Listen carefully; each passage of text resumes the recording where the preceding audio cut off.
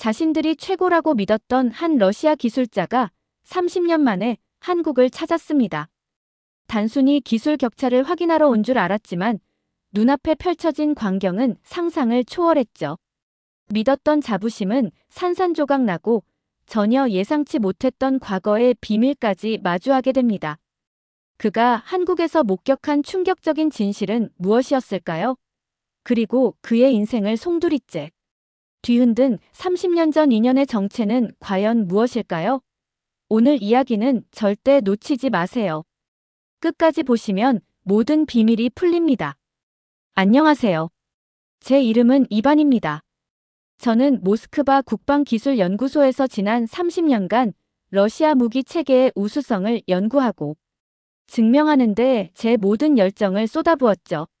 소련 시절부터 이어져 온 저희 기술력에 대한 자부심은 제 삶의 기둥과 같았습니다.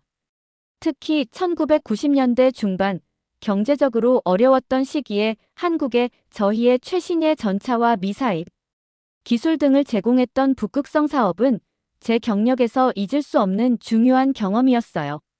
기술 고문으로 서울에 파견되었을 때 저는 한국 기술진에게 저희의 선진 기술을 전수한다는 우월감에 젖어 있었습니다.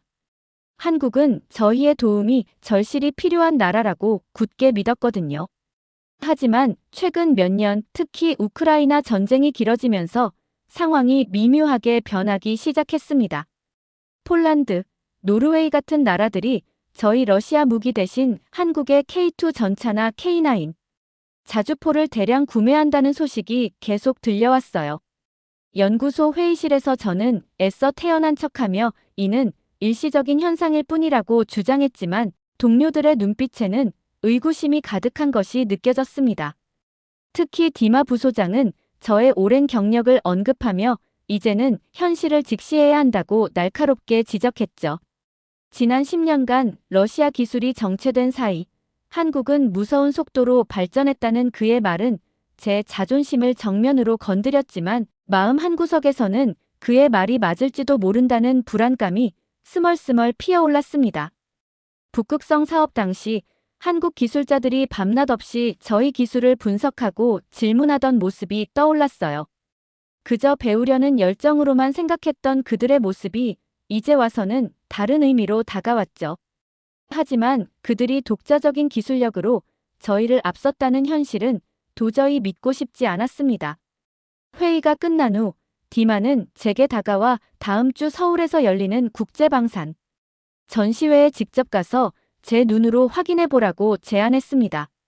국가의 위신을 위해서라도 진실을 알아야 한다는 그의 말에 저는 깊은 고민에 빠졌어요. 그날 밤 저는 먼지 쌓인 창고에서 북극성 사업 시절의 기록이 담긴 낡은 상자를 꺼냈습니다. 기술 도면들, 한국 기술자들과의 토론 메모, 그리고 잊을 수 없는 한 여인의 희미한 사진 한 장이 있었죠. 서울이라는 이름만으로도 가슴 한편이 아릿하게 울려왔습니다. 30년 전 두고 온 기억과 감정들이 파도처럼 밀려왔어요. 어쩌면 기술 확인이라는 명분 뒤에는 다른 이유가 숨겨져 있을지도 모른다는 생각을 애써 외면하며 저는 결국 서울행 비행기표를 예약했습니다. 저의 오랜 신념과 마주해야 할 시간이 다가오고 있었죠. 인천국제공항에 발을 내딛는 순간 낯설면서도 묘하게 익숙한 공기가 저를 감쌌습니다. 30년 전 북극성 사업으로 처음 한국 땅을 밟았을 때는 김포공항이었죠. 그때 저는 오만함으로 가득 차서 러시아 기술을 필요로 하는 한국의 모습만을 보려 했었어요. 하지만 눈앞에 펼쳐진 인천공항은 제가 기억하던 한국과는 전혀 다른 세상이었습니다. 자동 출입국 심사대, 길을 안내하는 로봇, 모든 것이 연결된 스마트 시스템들까지. 이것이 과연 저희가 기술을 전수해 주었다고 생각했던 나라의 모습이란 말인가요? 믿기 어려운 광경에 잠시 멍하니 서 있을 수밖에 없었죠. 택시를 타고 서울 시내로 향하는 길, 차창 밖으로 스쳐 지나가는 풍경은 더욱 충격적이었습니다. 하늘을 찌를 듯 솟아오른 마천루들과 그 사이를 바쁘게 오가는 세련된 차들, 활기 넘치는 사람들의 모습. 30년 전 제가 6개월간 머물며 러시아 전차와 장갑차 기술을 가르쳐주던 시절에 어딘가 어수선하고 낡았던 서울과는 완전히 다른 역동적이고 눈부시게 발전한 도시였어요. 문득 당시 만났던 젊은 한국 엔지니어들의 얼굴이 떠올랐습니다. 그들은 스펀지처럼 저희 러시아 기술을 흡수하려 했고 밤샘도 마다치 않으며 끊임없이 질문을 쏟아냈었죠. 그들의 놀라운 열정과 학습 속도를 보면서도 당시에 저는 그저 가르치는 자의 우월감에 취해 그들의 잠재력을 진지하게 평가하지 않았다는 사실이 새삼 부끄러움으로 다가왔습니다. 그들의 눈빛이 단순한 호기심 이상이었다는 것을 이제야 깨닫는 것 같았어요. 호텔에 도착해 짐을 풀고 창밖으로 펼쳐진 서울 야경을 바라보았습니다. 수많은 빌딩에서 뿜어져 나오는 형형색색의 불빛들이 밤하늘을 아름답게 수놓고 있었죠. 제가 기억하던 서울의 밤과는 너무나도 달라 마치 완전히 다른 나라에 와 있는 듯한 이질감마저 느껴졌습니다.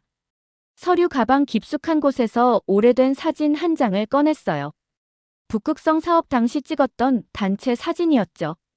젊은 시절의 저와 긴장한 표정의 한국 엔지니어들, 그리고 그 옆에 환하게 웃고 있는 한 여인 하나. 당시 저의 통역을 맡았던 그녀는 단순한 통역사가 아니었습니다.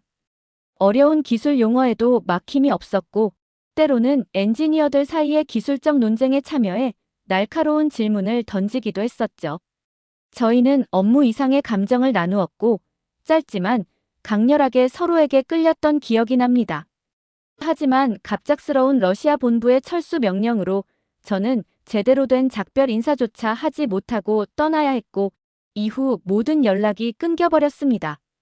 호텔 침대에 누워 새하얀 천장을 바라보며 저는 스스로에게 물었어요.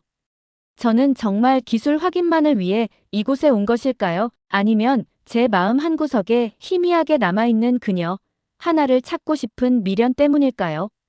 스스로에게조차 솔직하지 못했던 그 마음이 30년 만에 다시 찾은 서울의 밤하늘 아래서 조용히 꿈틀거리기 시작했습니다.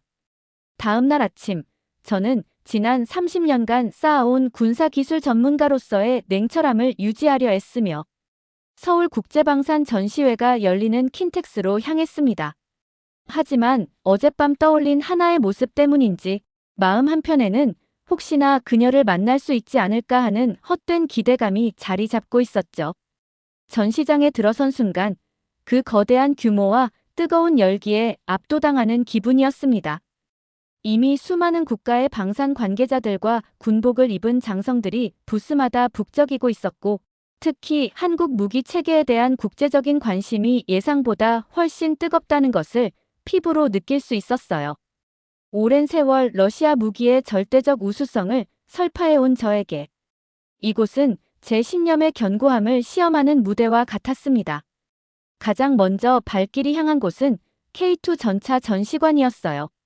30년 전 제가 한국의 T806 전차를 소개했을 때 호기심 가득한 눈으로 전차의 모든 부분을 꼼꼼히 살피던 젊은 한국 엔지니어들의 모습이 생생하게 떠올랐습니다. 이제 그 결과물을 직접 마주하는 순간이었죠. 그러나 K2 전차의 위용 앞에 선 저는 숨막히는 듯한 충격을 받았습니다. 이것은 결코 저희 러시아 전차의 단순한 복제품이나 개량형이 아니었어요. 제가 익숙한 러시아 설계 사상의 흔적은 거의 찾아볼 수 없었고, 오히려 완전히 독자적인 기술 철학이 담긴 새로운 차원의 무기 체계였습니다. 자동장전 시스템의 정교함, 전방위적 위협에 대응하는 능동 방어 체계, 그리고 네트워크 중심 전장 환경에 최적화된 첨단 디지털 통신 및 제어 시스템까지. 부스에 전시된 기술 사양과 설명을 꼼꼼히 읽어보니 제가 아는 러시아의 최신의 전차와 비교해도 전혀 손색이 없거나 오히려 어떤 면에서는 능가하는 부분마저 있다는 사실을 인정하지 않을 수 없었습니다. 제 오랜 확신에 조금씩 균열이 가기 시작하는 것을 느꼈죠. 다음으로 K9 자주포 부스로 발걸음을 옮겼습니다. 북극성 사업 당시 한국은 이 분야에서 저희 러시아 기술을 거의 도입하지 않았기에 이들의 성과가 더욱 궁금했어요. 놀랍게도 K9 자주포는 이미 노르웨이, 핀란드, 에스토니아 등 여러 나토 회원국에 성공적으로 수출되고 있었습니다. 부스 한쪽에 마련된 대형 스크린에서는 K9 자주포의 실제 운용 영상이 상영되고 있었어요. 거친 산악 지형에서도 흔들림 없이 안정적인 사격 자세를 유지하는 모습, 인상적인 분당 발사 속도, 그리고 뛰어난 기동성까지. 저희 러시아 자주포가 오랫동안 자랑해 온 장점들을 훨씬 뛰어넘는 수준으로 보이는 성능에 저는 할 말을 잃었습니다. 전시관을 둘러보면 둘러볼수록 제 마음속 깊이 자리 잡고 있던 러시아 기술에 대한 절대적인 우월감은 점차 허물어져 내렸어요. 한국은 저희 러시아 기술을 배웠지만 단순히 모방하는 데 그치지 않고 철저히 분석하고 해체하여 자신들의 것으로 소화한 뒤 완전히 새롭고 강력한 무언가를 창조해냈다는 냉정한 현실을 받아들여야만 했습니다. 특히 미래 무기 체계 섹션에서 본 첨단 드론 기술, 인공지능 기반 지휘 통제 시스템, 미래형 보병 전투 장비 등은 전통적으로 저희 러시아가 강점을 가졌다고 자부했던 분야에서조차 한국이 독자적인 방향으로 혁신을 거듭하고 있음을 명백히 보여주었죠. 저의 30년 신념이 뿌리째 흔들리는 순간이었습니다. 심장이 무겁게 내려앉는 기분이었어요. 전시장을 둘러보며 느낀 충격과 혼란 속에서 잠시 숨을 고르기 위해 카페테리아 한쪽에 자리를 잡은 저는 무심코 전시회 프로그램을 자세히 들여다봤습니다. 오후에는 항공 우주 및 전투기 개발 관련 세션이 예정되어 있었죠. 이 분야만큼은 아직 저희 러시아가 절대적인 우위를 지키고 있는 영역이라고 저는 애써 스스로를 다독이고 있었습니다. 제발 그래야만 했어요. 발표자 명단을 훑어보던 중 유독 한 이름이 제 시선을 사로잡았습니다. 소라, KF-21 전투기 개발 프로젝트 항공전자 시스템 수석 엔지니어. 그 이름을 본 순간 이유는 알 수 없지만 이상한 예감, 어떤 강한 끌림 같은 것을 느꼈어요. 왜 하필 이 이름에 마음이 동요하는 걸까요? 저는 남은 커피를 단숨에 비우고 곧장 항공 우주 세션이 열리는 컨퍼런스룸으로 향했습니다. 룸 안은 이미 많은 업계 관계자들과 군 관계자들로 가득 차 있었고 저는 뒷줄 구석에 조용히 자리를 잡았죠. 사회자의 간략한 소개와 함께 한국의 차세대 전투기 KF-21 프로젝트에 대한 개요 설명이 끝나고 마침내 소라 엔지니어가 단상 위로 올라섰습니다. 그 순간 주변의 모든 소음이 멀어지고 시간마저 멈춘 듯한 기묘한 감각에 휩싸였어요. 젊고 당찬 모습의 여성 엔지니어. 그런데 그녀의 모습에서 저는 30년 전 헤어진 하나, 그녀의 그림자를 보았습니다. 자신감 넘치는 또렷한 눈빛, 발표 도중 자연스럽게 취하는 손짓, 명료하게 울리는 목소리 톤까지. 어딘가 놀랍도록 하나를 닮아 있었어요. 물론 30년이라는 긴 세월이 흘렀으니 단순한 착각일 수도 있었지만 제 심장은 주체할 수 없이 강하게 요동치기 시작했습니다. 이건 단순한 우연이 아닐지도 모른다는 생각이 머릿속을 떠나지 않았죠. 소라 엔지니어의 발표는 기술적으로 매우 깊이 있었고 인상적이었습니다. KF-21 전투기의 핵심인 항공전자 시스템, 특히 한국이 독자 개발했다는 AESA 레이더의 성능과 스텔스 기술 통합, 다양한 무장 운용 능력 등에 대한 설명이 막힘없이 이어졌어요. 저희 러시아 전투기들이 강점으로 내세우던 기술들이 한국의 독자적인 시각으로 재해석되고 한 단계 더 발전된 형태로 구현되고 있다는 사실에 또 한 번 놀랐습니다.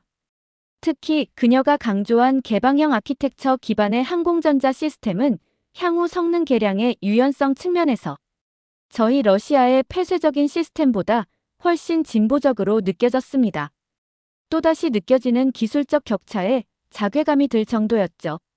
발표가 진행되는 내내 저는 기술적인 내용보다는 발표자인 소라라는 인물 자체에 더 집중하고 있었습니다. 그녀의 지적인 분위기, 기술적 세부 사항을 설명할 때 반짝이는 눈빛, 예리한 질문에도 침착하고 논리적으로 답변하는 태도 모두가 제 기억 속 하나의 모습과 강하게 겹쳐 보였어요. 이성적으로는 우연의 일치일 뿐이라고, 너무 오래전 기억에 얽매여 있다고 스스로를 타일렀지만 격렬하게 뛰는 가슴을 진정시킬 수 없었습니다. 그녀에게서 눈을 뗄 수가 없었어요. 발표가 끝나고 질의응답 시간이 되었을 때 저는 무언가 물어보고 싶은 충동과 정체를 알 수 없는 복잡한 감정 사이에서 망설이다 결국 입을 떼지 못했습니다. 무슨 말을 해야 할지, 아니, 무슨 말을 할 수 있을지조차 몰랐으니까요. 세션이 끝나고 사람들이 하나둘 자리를 뜰 때까지 저는 멍하니 그녀가 서 있던 단상만 바라보고 있었습니다. 마음속에는 폭풍이 몰아치고 있었죠. 컨퍼런스 세션이 끝나고 소라 엔지니어가 단상에서 내려와 몇몇 청중들과 인사를 나누기 시작하자 저는 마치 자석에 이끌리듯 자리에서 일어나 천천히 그녀에게 다가갔습니다. 가까이서 본 그녀의 모습은 멀리서 봤을 때보다 더욱 하나를 닮아 있었고 지적인 분위기 속에서 묘하게 이국적인 느낌 또한 풍겼어요. 특히 웃을 때 살짝 휘어지는 눈매는 제 기억 속 하나의 모습과 놀랍도록 흡사했습니다. 주변의 인파가 조금 줄어들기를 기다렸다가 저는 마침내 그녀에게 다가가 떨리는 목소리로 러시아에서 온 국방기술연구원이라고 저를 소개했죠. 소라는 예의 바르게 미소를 지으며 악수를 청했고 그녀의 손을 잡는 순간 30년 전 처음 하나의 손을 잡았을 때 느꼈던 그 미묘한 떨림과 감각이 되살아나는 듯한 이상한 기분에 휩싸였습니다. 이건 단순한 기분 탓이 아닐 거라는 강한 예감이 들었어요. 저는 애써 평정을 가장하며 KF-21의 항공전자 제어 시스템에 대한 기술적인 질문을 던지는 것으로 어색함을 풀려 했습니다. 소라는 막힘없이 전문적이고 상세하게 설명했고 유창한 영어 구사 능력은 물론이고 가끔 정확한 러시아 기술 용어를 사용하는 모습에 저는 다시 한번 놀랐습니다. 그녀의 깊이 있는 이해도와 자신감 있는 태도는 그 자체로 인상적이었죠. 저도 모르게 러시아어는 어디서 배웠는지 물었고 그녀는 담담하게 자신의 어머니가 예전에 러시아어 통역사였다는 사실을 알려주었습니다. 그 순간 제 심장은 발 밑으로 쿵 떨어지는 듯한 충격을 받았습니다. 온몸에 피가 빠져나가는 기분이었어요. 이름이 머릿속을 맴돌았지만 차마 입 밖으로 낼 수는 없었죠. 저는 간신히 감정을 억누르며 대화를 이어갔고 자연스럽게 과거 북극성 사업에 대한 이야기가 나왔습니다. 소라는 그 프로젝트가 한국 방산 기술 발전의 중요한 전환점이었으며 당시 파견되었던 러시아 기술자들을 통해 많은 것을 배웠고 그것이 현재 한국 방산 기술의 중요한 밑거름이 되었다는 취지로 설명했어요. 그녀의 말을 들으며 저는 한때 가졌던 우월감에 대한 부끄러움과 함께 저희 러시아가 그 중요한 흐름에서 뒤처지고 말았다는 현실에 대한 쓸쓸함을 동시에 느꼈습니다. 우리가 뿌린 씨앗이 이렇게 거대한 나무로 자랄 줄이야 상상도 못했던 일이죠. 짧은 만남을 뒤로하고 저희는 명함을 교환한 후 헤어졌어요. 그날 저녁 호텔방으로 돌아온 저는 복잡하게 얽힌 감정 속에서 뜬 눈으로 밤을 지새웠습니다. 소라의 모습과 하나의 기억이 끊임없이 교차하며 제 머릿속을 헤집었죠. 다음 날 아침 뜻밖에도 소라에게서 연락이 왔습니다. 방산 전시회 일정이 끝난 후 저녁 식사 자리에 저를 초대하고 싶다는 내용이었죠. 업계 전문가들과의 네트워킹을 위한 자리라고 덧붙였지만 제 마음은 온통 그녀와의 만남 자체에 쏠려 있었습니다. 혹시나 하는 기대와 불안감이 교차했어요. 저녁 식사 장소인 강남의 한 고급 레스토랑에서 다시 만난 소라와 눈이 마주친 순간 저희 사이에 무언가 보이지 않는 특별한 연결고리가 존재한다는 느낌이 더욱 강하게 들었습니다. 식사가 거의 끝나갈 무렵 다른 손님들이 자리를 뜨고 우연히 단둘이 남게 되자 저는 마침내 용기를 내어 과거 이야기를 조심스럽게 꺼냈습니다. 30년 전 북극성 사업 당시 서울에 있었고 하나라는 이름에 뛰어난 통역사와 함께 일했던 기억이 있다고 말하자 소라의 얼굴이 순간 굳어지는 것을 보았어요. 그녀는 떨리는 목소리로 그분이 바로 자신의 어머니이며 혹시 어머니와 어떤 관계였는지 묻는 듯한 눈빛으로 저를 바라봤습니다. 제가 미처 제대로 입을 떼기도 전에 소라는 어머니가 가끔 자신에게 아버지에 대한 이야기를 해주었다는 사실을 털어놓았어요. 아버지가 러시아인 기술자였다는 것만 알고 있다고, 이름도 얼굴도 모르지만 어머니는 아버지를 단 한 번도 원망하지 않았다고 했습니다. 그래서 결혼도 하지 않은 채 미혼모로서 자신을 키우셨다는 설명까지 덧붙였죠. 그 순간 모든 퍼즐 조각이 맞춰졌습니다. 소라의 나이는 29. 북극성 사업이 시작된 지 꼭 30년이 흐른 지금. 시간 계산은 정확히 들어맞았어요. 저는 아무 말 없이 소라를 바라보았습니다. 그녀의 눈빛 속에서 저는 30년 전 하나의 모습을, 그리고 이제는 부인할 수 없는 진실을 보았습니다.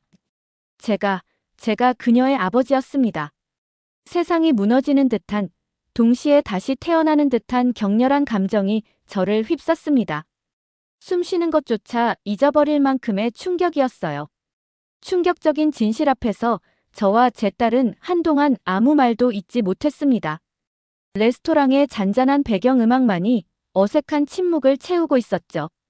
딸은 이내 평정을 되찾고 어머니에 대해 더 이야기하기 시작했어요. 어머니는 북극성 사업 이후 통역 일을 그만두고 대학에서 언어학을 가르치며 딸을 혼자 키웠지만 단 한 번도 딸의 아버지에 대해 나쁘게 말한 적이 없었다고 합니다. 오히려 그는 뛰어난 기술자였고 강한 책임감을 가진 사람이었지만 어쩔 수 없는 갑작스러운 사정으로 러시아로 돌아갈 수밖에 없었다고 늘 긍정적으로 이야기해 주었다는군요.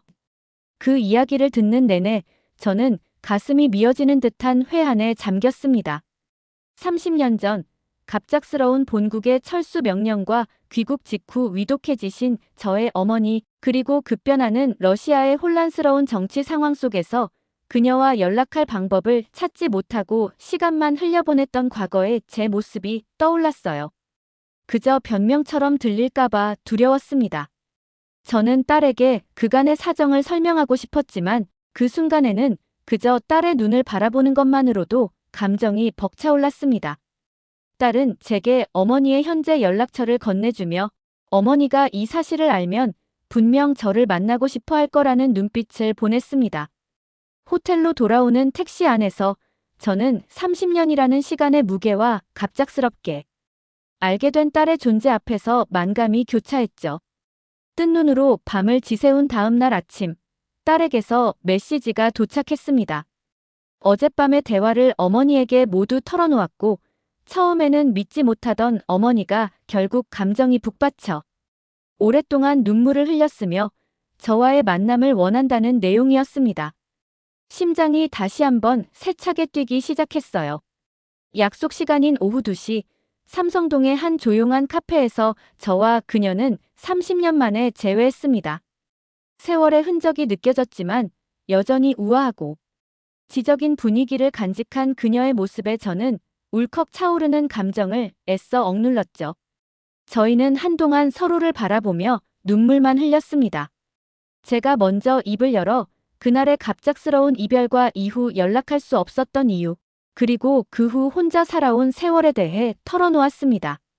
그녀 역시 저와 헤어진 후 임신 사실을 알게 되었을 때의 막막함, 홀로 딸을 키우기로 결심했던 과정, 그리고 사회적인 편견 속에서도 꿋꿋하게 딸을 훌륭한 엔지니어로 키워낸 이야기를 담담하게 들려주었죠. 딸이 아버지의 나라인 러시아에 대한 호기심과 존경심을 품고 자라 러시아어를 배우고 관련 공학 서적을 탐독하며 엔지니어의 꿈을 키웠다는 이야기에 저는 미안함과 동시에 깊은 감동을 느꼈습니다. 저희는 서로의 손을 잡았고 30년이라는 시간의 벽은 눈 녹듯 사라지는 듯 했어요. 그녀는 다음 날 딸의 마지막 발표가 있으며 발표가 끝난 후 세 사람이 함께 저녁 식사를 하자는 제안을 했고 저는 떨리는 목소리로 감사히 받아들였습니다. 방산 세미나 마지막 날, 저는 이제 아버지로서의 복잡하고 뜨거운 감정을 안고 딸의 KF21과 K방산의 미래 비전 발표를 지켜보았습니다. 딸의 발표는 단순한 기술적 성취를 넘어 한국의 자주 국방에 대한 강력한 의지와 철학을 담고 있었고, 저는 딸에 대한 자랑스러움과 동시에 러시아 기술자로서의 복잡한 감정을 느껴야 했죠. 질의응답 시간, 예상대로 한 러시아 대표단 소속 기술자가 한국 기술의 독자성을 의심하는 다소 도발적인 뉘앙스의 질문을 던졌습니다. 그 순간 저는 자리에서 벌떡 일어나 30년 경력의 러시아 국방 기술 전문가로서 단호하게 발언했습니다. 한국의 기술은 결코 단순한 모방이 아닌 끊임없는 학습과 독자적인 연구 개발을 통한 혁신의 결과이며, 저희 러시아는 이제 낡은 우월감을 버리고 상호 존중의 자세로 한국과의 기술 교류 및 협력을 모색해야 한다고 제 소신을 밝혔죠. 제 발언에 회의장은 잠시 술렁이다 이내 뜨거운 박수갈채로 가득 찼고, 단상 위에 딸은 놀라움과 감사가 뒤섞인 복잡한 미소로 저를 바라보고 있었습니다. 그날 저녁, 저와 그녀, 그리고 딸, 세 사람은 30년 만에 처음으로 가족으로서 함께 저녁 식사를 하며 눈물과 웃음이 교차하는 감동적인 시간을 보냈습니다. 모스크바로 귀국한 저는 국방부 고위급 세미나에서 한국 방산 기술의 놀라운 발전상과 저희가 직면한 현실을 솔직하게 보고하며, 더 이상 자존심에 얽매이지 말고 실리를 택해 한국과의 적극적인 기술 교류 및 협력을 추진해야 한다고 강력하게 제안했습니다. 디마 부소장의 지지 속에 제 보고서는 작지만 의미 있는 변화의 필요성을 인식시키는 계기가 되었죠. 저는 그녀와 딸에게 긴 이메일을 보냈습니다. 늦었지만 이제라도 아버지로서, 한 남자로서 가족의 곁에서 책임을 다하고 싶다는 마음과 함께 두 나라 사이의 기술적, 문화적 가교 역할을 하고 싶다는 제 인생의 새로운 목표를 전했습니다. 제 인생의 새로운 챕터가 막 열리고 있었습니다. 여러분, 오늘 우리는 30년 전 기술을 전수했던 한국의 놀라운 발전에 충격받고, 그 과정에서 잊고 지냈던 인연과 마주하며 새로운 가족을 찾게 된 러시아 기술자 이반의 깊은 사연을 함께 나누었어요. 과거의 자부심이 무너지는 순간의 솔직한 감정, 그리고 예기치 못한 만남이 가져다준 용서와 재회를 지켜보며 저도 모르게 가슴이 뭉클해졌습니다. 시간과 국경을 넘어선 인연의 힘, 그리고 진심이 만들어내는 기적이 정말 놀랍고 감동적이지 않나요?